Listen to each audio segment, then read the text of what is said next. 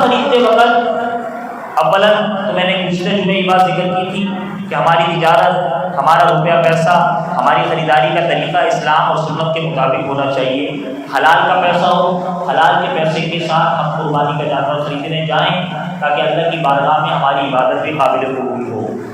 اور خریداری کے اندر بھی جھوٹ کا معاملہ نہ ہو، سچ کا معاملہ ہو، اور پھر اس کے ساتھ ساتھ اپنی استطاعت کے مطابق خوبصورت جانور، استطاعت کے مطابق خوبصورت اور اچھا جانور خریدنے کی تلقین کی گئی ہے۔ نبی علیہ الصلوۃ والسلام کی ایک حدیث مبارکہ ہے جس میں نبی علیہ الصلوۃ والسلام نے باقاعدہ حکم دیا کہ میرے لیے مینڈا خرید کر لاؤ جو سینگ والا ہو، سینگ والا بھی ہو، اس کے سینے پر، اس کی جو ہے کیا کہتے ہیں پیٹھ پر اور اس کے آنکھوں کے ارد گرد کالے کلر کے نشان ہونے چاہیے، اس کے پاؤں پر بلیک کلر کے نشان ہونے چاہیے، اس کے پاؤں پر بلیک کلر کے نشان و حدیث بھی الفاظ ہیں خوبصورتی کا علامہ تھی۔ تو حضور علیہ السلام نے باقاعدہ حکم دیا خوبصورت جانور، تو خوبصورت جانور خریدنے کی ممانعت نہیں ہے، بڑا جانور اپنی استطاعت کے مطابق خریدنے کی ممانعت نہیں ہے، خرید سکتے ہیں،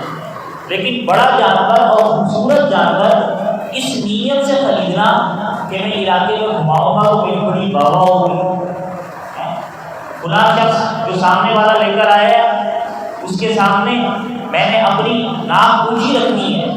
میں اس لیے جانور خرید کر لے کے جا رہا ہوں، تو پوری وہ خریداری، وہ عمل، وہ پیسہ، وہ قربانی سب ضائع ہو گیا۔ یہ ریاکاری ہے، اللہ کو تو ریاکاری پسند نہیں ہے، یہ دکھاوا ہے۔ قربانی اللہ کے لیے، اس میں دکھاوا نہ ہو۔ جانور خرید کر لاتے ہیں، ویسے گھما رہے لوگ دیکھیں گے تو ماشاءاللہ بڑی بابا کریں گے،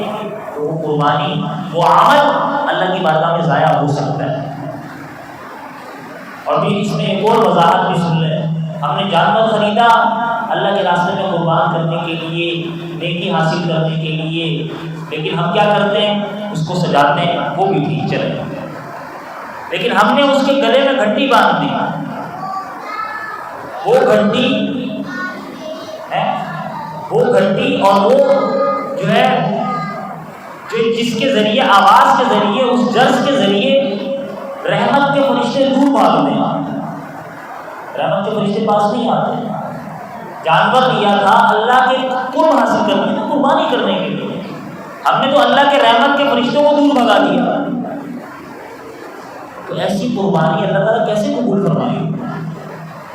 تو بظاہر تو یہ چیزیں چھوٹی چھوٹی نظر آتی ہیں، لیکن کل قیامت میں ہمارے لیے یہی چیزیں اگر بڑی بن کے سامنے آ جائیں، یہی عمل جو ہم نے کیے تھے ہمارے ضائع ہو جائیں، اللہ کی بارگاہ میں ہماری قربانی صرف اس عمل کی وجہ سے قبول نہ ہو کہ ہم نے جانور کے گلے میں گھنٹی باندھی تھی یا اس کے پاؤں میں وہ کڑے باندھے تھے جس کی آواز آ رہی تھی، رحمت کے فرشتے قریب نہ آئے، یا جانور ہم دکھاوے کے لیے اس کو لے لے کر گھوم رہے تھے، اور لے لے کر گھومنے میں کئی مرتبہ حادثات بھی ہو جاتے ہیں، بھگا رہے جانور کو، حادثہ آپ نے پچھلے سال بھی سنا ہو۔ تو ان چیزوں سے اجتناب کیا جائے، اور پھر اس جانور کی دیکھ بھال پراپر طریقے سے، مکمل طریقے سے کی جائے، اس کو کس